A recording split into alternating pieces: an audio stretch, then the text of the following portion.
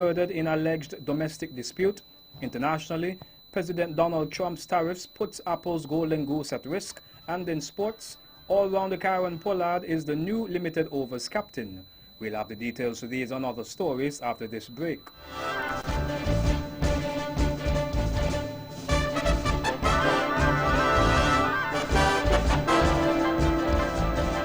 Another look. Different from how you've seen it before. Another look. Takes an in-depth look into business, politics, science, technology, religion, and more. Another look. Featuring documentaries from the BBC, regional features, and local ones too. Another look. Every Monday at 3 p.m. on the Eastern Caribbean's powerhouse, Vaughan.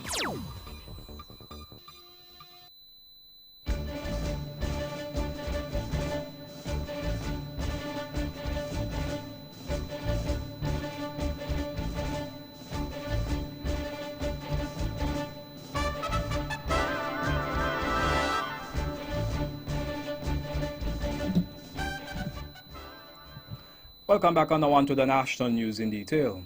The St. Kitts Nevis Labour Party, SKNLP, has questioned the national security's ongoing peace initiative. Acting Commissioner of Police Mr. Hilwai Brandy announced on Tuesday, August 13th, that gang members voluntarily surrendered their illegal firearms, 30 guns, to the police force, which demonstrated the force's commitment to the continued peace initiative in the Federation.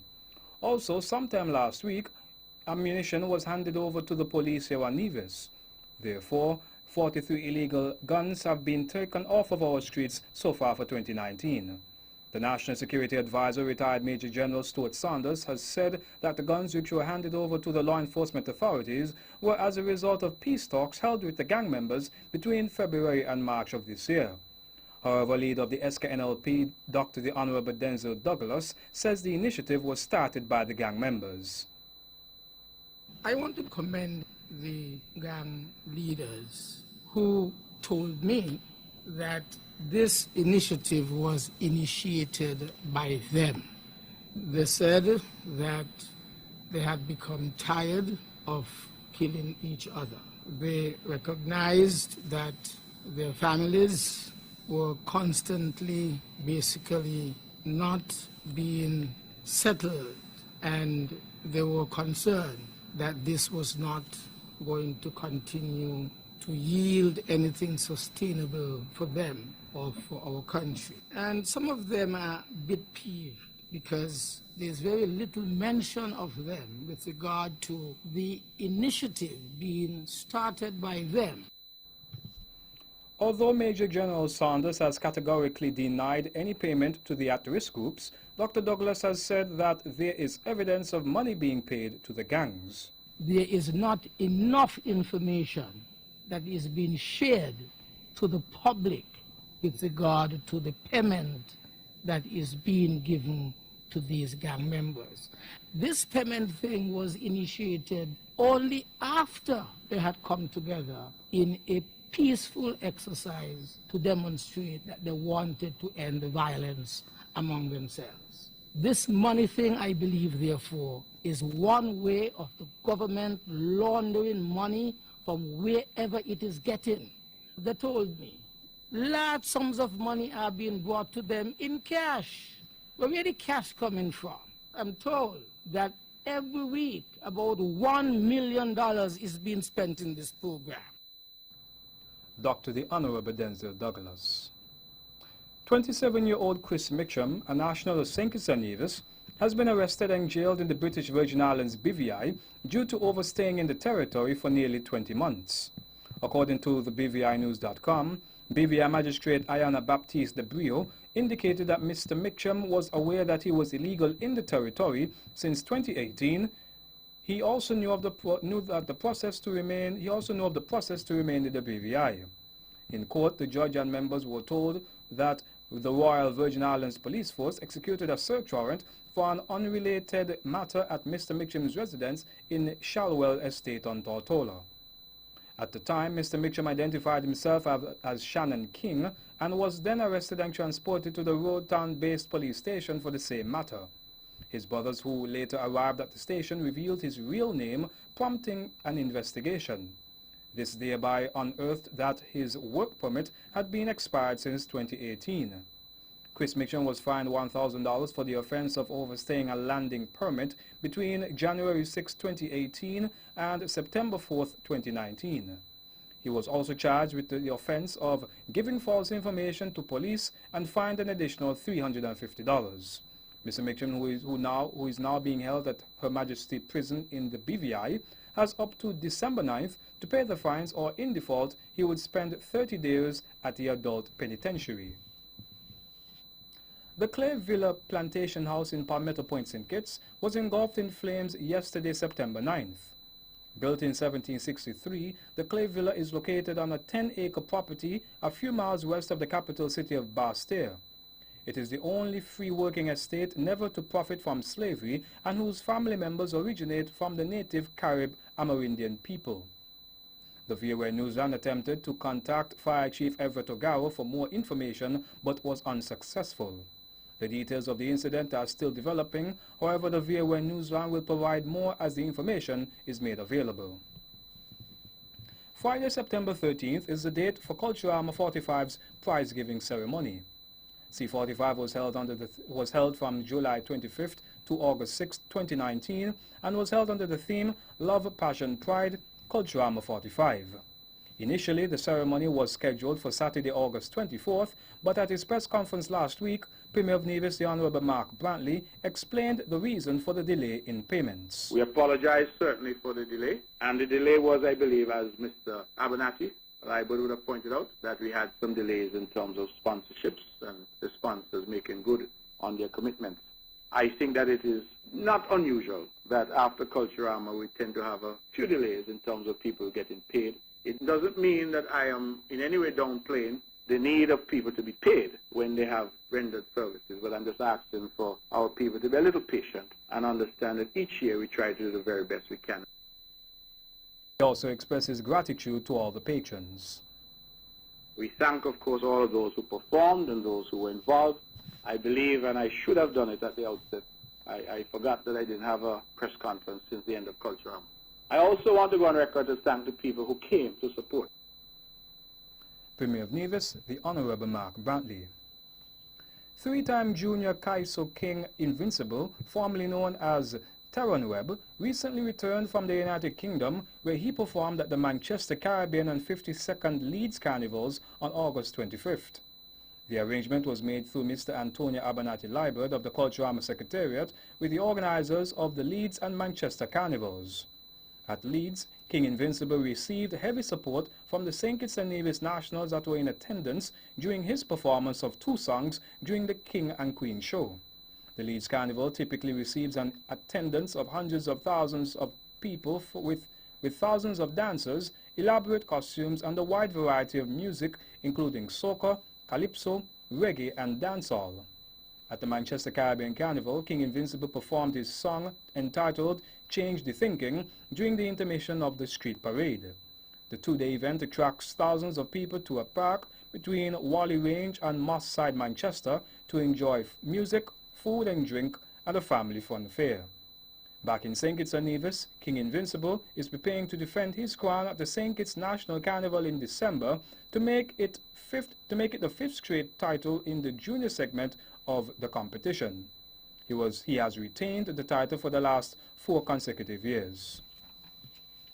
Students of the Ivor Waters Primary School IWPS returned to school on Monday, September 9th after a 1-week delay in the commencement of their school year. A notice from the Ministry of Education here on Nevis regarding students of the IWPS was issued last week and stated that although the infrastructural work is almost complete at the Ivor Waters Primary School, the Ministry of Education has taken the decision to extend the closure of the school until Friday, September 6, 2019. The notice also said that this is also to allow the teachers at the school to create an inviting and child-friendly environment, and that the ministry looks forward to welcoming the students on Monday, September 9th. And lastly, in our national news segment, a sitting of the Nevis Island Assembly, which was slated for next Tuesday, September 17th, has been rescheduled to Tuesday, October 1st, according to a release from the Nevis Island Administration, NIA. The sitting will be held at the Assembly's chambers at the Hamilton House in Charlestown at 10 a.m. The last sitting was held on Tuesday, May 21st. At that sitting, the Nevis Planning and Development Control Amendment Bill 2019 was passed. This will be the third sitting for 2019. And that's the national news segment. You can visit the website at www.vonradio.com, or you can check us out on Facebook at Von Radio or our Von Radio YouTube channel for these and other stories. News from across the region is next.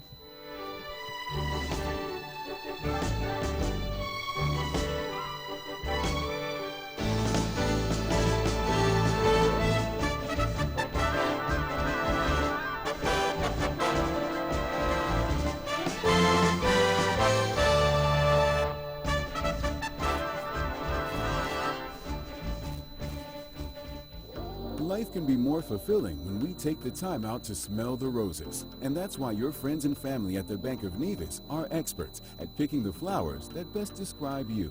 Whether you're planning to treat yourself after a long work week or finally getting around to that closet update, you deserve all the special things that life has to offer. And the Bond Visa card is here to help you achieve it. With just a swipe, you can turn a last-minute lunch date with friends and family into something worth remembering, with memories that will last a lifetime.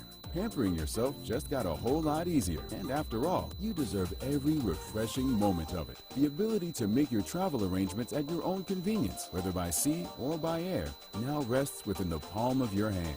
With a single swipe, the Bond Visa card can put a world of difference between life and truly living. Whereas the only limit you may have is your own imagination. Apply today. The Bank of Nevis Limited, improving the quality of life.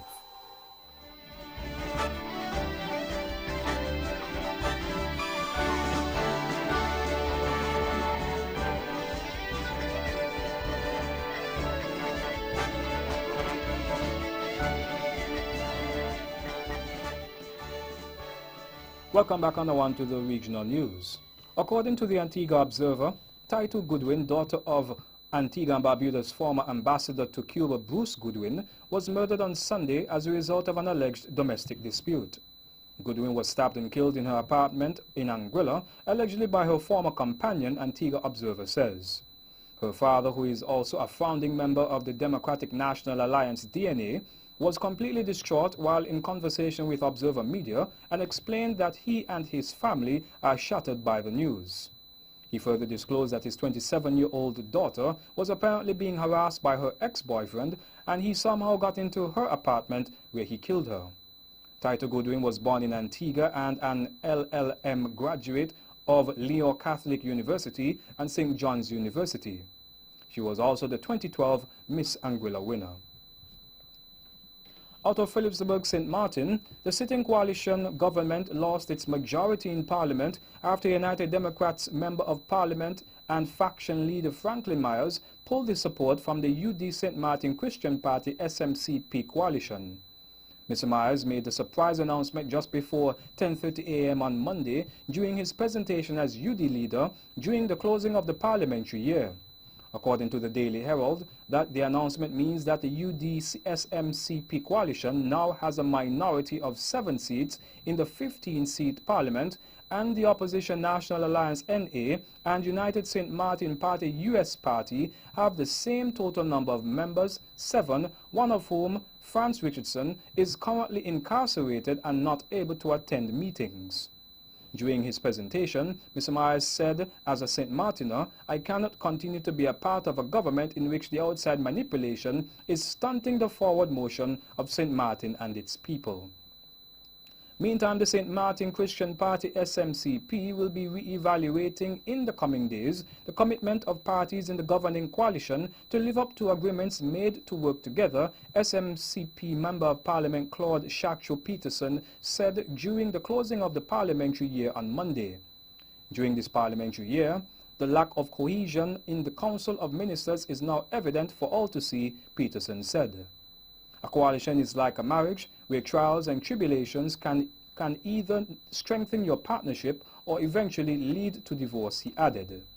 He said he believes he has demonstrated that SMCP joined the United Democrats UD in good faith and with all intentions to fulfill and live up to the agreements made for St. Martin during the formation process. An earthquake with a magnitude of 4.2 rocked Trinidad and Tobago and Grenada On Monday morning, the Trinidad-based Seismic Research Center SRC of the University of the West Indies UWI has said. According to UWIseismic.com, the quake occurred at 6:54 a.m. local time. It was located at 11.07 degrees north and 62.25 degrees west with a depth of 108 kilometers. The quake was felt 102 kilometers northwest of Port of Spain, Trinidad and Tobago, and 119 kilometers southwest of St. George's in Grenada. It was also felt 115 kilometers northeast of Carúpano, Venezuela. The SRC said there were no reports of injuries or damage. And in Dominica, the long wait for better health care in the country could eventually become a thing of the past with the official opening of the first phase of the state-of-the-art Dominica-China Friendship Hospital. On Friday, government officials, opposition members, dignitaries and a large number of well-wishers turned out to witness the ribbon cutting. This new phase, which is expected to benefit citizens, residents and visitors alike, will include a new accident and emergency building, 1 operating theater, 4 doctors' clinics, 2 isolation rooms, among many other modern amenities and services, DominicaNewsOnline.com says. And that's it for our regional news segment. Stay with us for news around the world.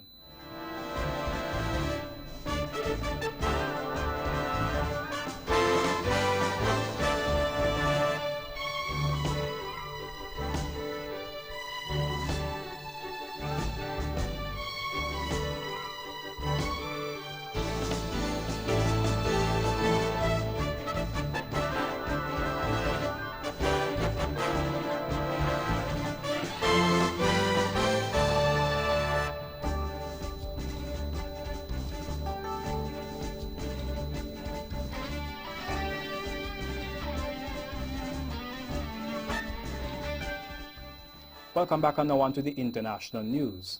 The iPhone launch is the most important date in Apple's calendar. At least it would be in a normal year. In 2019, its December 15th date matters most for America's richest company. That is when President Donald Trump has threatened to impose a sweeping new round of trade tariffs against imports from China. According to analysis by Reuters, it would mean 92% of hardware sold by Apple would face levies. Apple is desperate to not let this happen and has been lobbying hard to be granted exemptions. That effort has been somewhat successful, and it is a reason why the company has been relatively unscathed until now. Those products are important, but not the golden goose. Wearable devices make up less than 9% of Apple's total sales. The iPhone, however, represents 55.6% of Apple's business. While the importance of the iPhone has been declining due to a drop in smartphone sales in general around the world, it is still by far the most important device Apple makes. Hundreds of thousands of people in England are getting hooked on prescription drugs, health keeps fair. A Public Health England review looked at the use of strong painkillers, antidepressants and sleeping tablets used by a quarter of adults every year. It found that at the end of March 2018, half of the people using these drugs had been on them for at least 12 months. Officials said long-term use on such a scale could not be justified and was a sign of patients becoming dependent. Incoming European Commission President Ursula von der Leyen has named her choices for the EU's new top team. Those on her list face some difficult challenges, including handling the UK's exit from the 28-nation bloc. If approved by the European Parliament, Mrs. von der Leyen's executive team will be the most gender-diverse in EU history, with 13 women and 14 men. There is no UK nominee, as Brexit is currently scheduled for October 31st. That exit date is the day before the new Commission takes office. Mrs. von der Leyen's pick as Trade Commissioner is Phil Hogan of Ireland, and he will lead negotiations with Britain when it leaves the EU. She said he would work towards a fair agreement. He will be a very fair but determined negotiator. And what our friends from the United Kingdom are concerned, I think it is very important to have together a very good free trade agreement because I think it will be determining the good relations we want to have in the future. Laid down reports in American media that the U.S. extracted a high-level spy from Russia in 2017, fearing his cover could be blown. The Kremlin said a man named by Russian media as Oleg Smolenkov was not a senior employee and had been fired. A Kremlin spokesman said he did not know if Mr. Smolenkov was a spy and that the extraction reports were fiction. More from the BBC's Sarah Rainsford. The Kremlin has now dismissed talk of a spy rescue as pulp fiction, but its spokesman, Dmitry Peskov, has confirmed that Oleg Smolenkov did previously work in the presidential administration. He said that he'd been sacked several years ago, though he wouldn't say why, and underlined that he'd not occupied a senior Kremlin post. Mr. Peskov said the man's job did not involve contact as such with President Putin. Asked directly by the BBC whether Mr. Smolenkov had been a US agent, the spokesman laughed and said he didn't know. And Dwayne "The Rock" Johnson has said Kevin Hart is doing very well after suffering major back injuries in a car crash earlier this month. Comedian and actor Hart was taken to hospital after a vintage car he was a passenger in rolled down an embankment in the California hills. Speaking on the Kelly Clarkson Show, Johnson said his pal was a lucky man. Hart and the car's driver were both taken to hospital following the crash in the hills above Malibu on September 1st. The driver of the car was not under the influence of alcohol, according to a California Highway Patrol collision report. And that brings us to the end of our news segment. The latest in sports is next.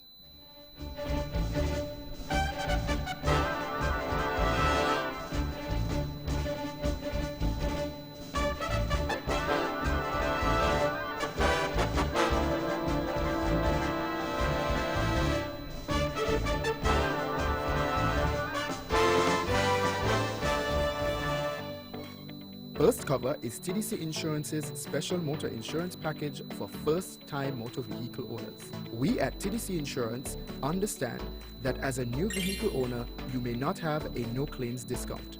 With First Cover, we consider your driving experience, age, and accident history, which allows you to receive up to 45% off your first motor insurance premium. And to make it easier, we offer attractive financing options to suit your pocket. Sit back and relax. We'll help you get the protection you need. At TDC Insurance, we take good care of you, guaranteeing you peace of mind.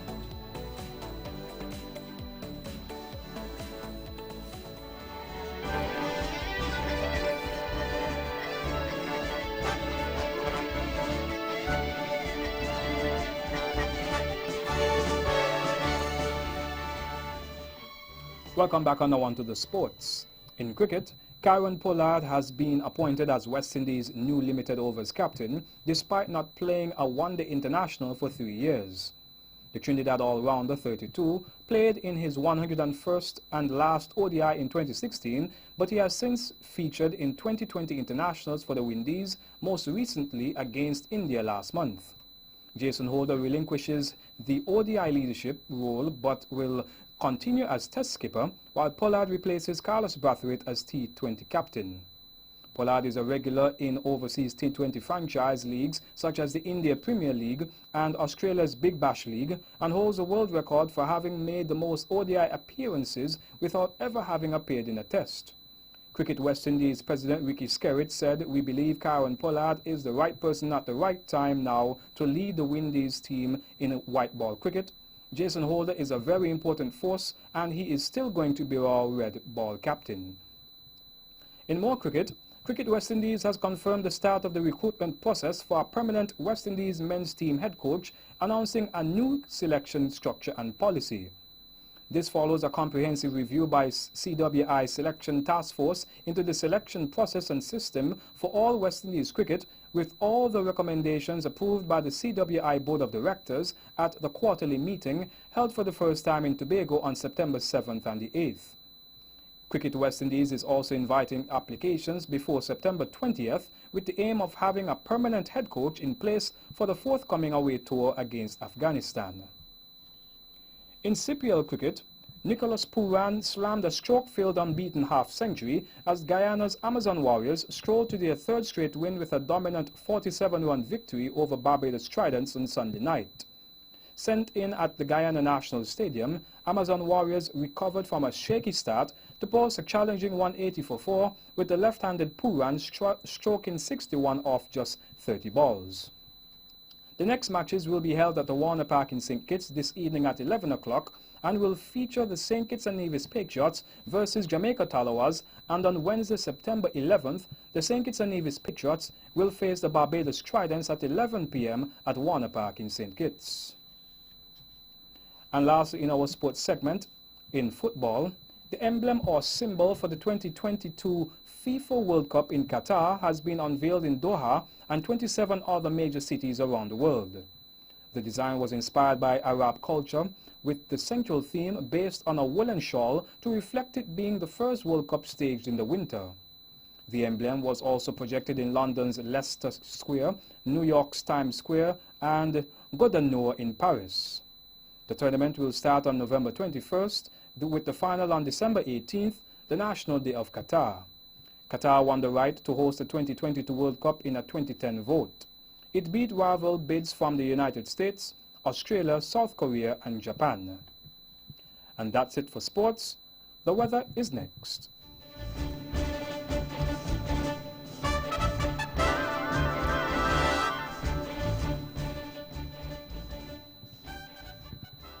Welcome back. The weather tonight will continue to be cloudy with a high chance of showers. The winds are east at 9 to 20 kilometers per hour. The seas are 0.6 to 1 meter.